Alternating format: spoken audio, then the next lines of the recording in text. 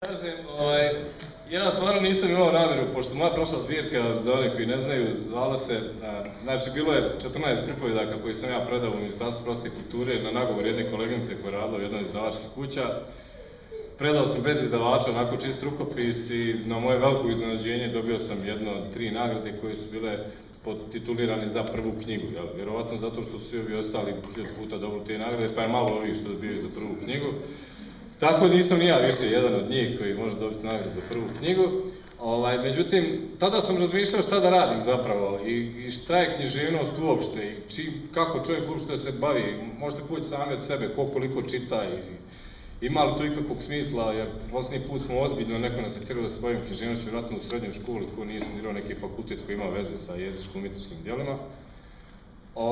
I onda sam došao na ideju da jednu od pripovedaka koja je napisana bez ikakve namjere, potpuno iz inspiracije koja mi je došla u jednom trenutku kada sam u Beogradu išao Bokeljskom ulicom, tačno sam zapamtio, kao da mi neko došapne na uho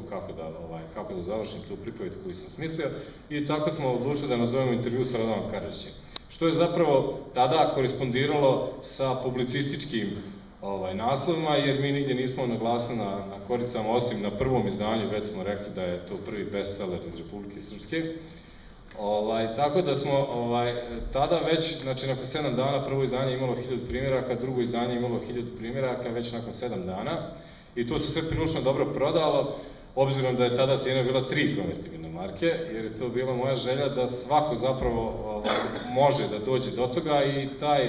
ako se neko osjeća, obzirom da je želio nekakav publicistički dio, da se ne osjeća puno prevarjen, jer obzirom da je dao 3 marke, nije dao 15 maraka. Moje mišljenje je da zapravo od književnosti ne može da se živi i kao što se ne može da se živi ni od jedne ozbiljne grane umjetnosti. Svaka elitistička umjetnost trenutno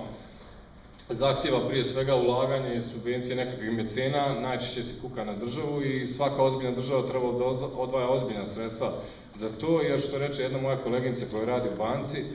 ne možemo zapravo svi biti ni bankari ni pravnici. Ukoliko svi budemo bankari i pravnici, ovo društvo će ostati društvo bez duše, neće imati niko da kaže šta dolazi iza krivine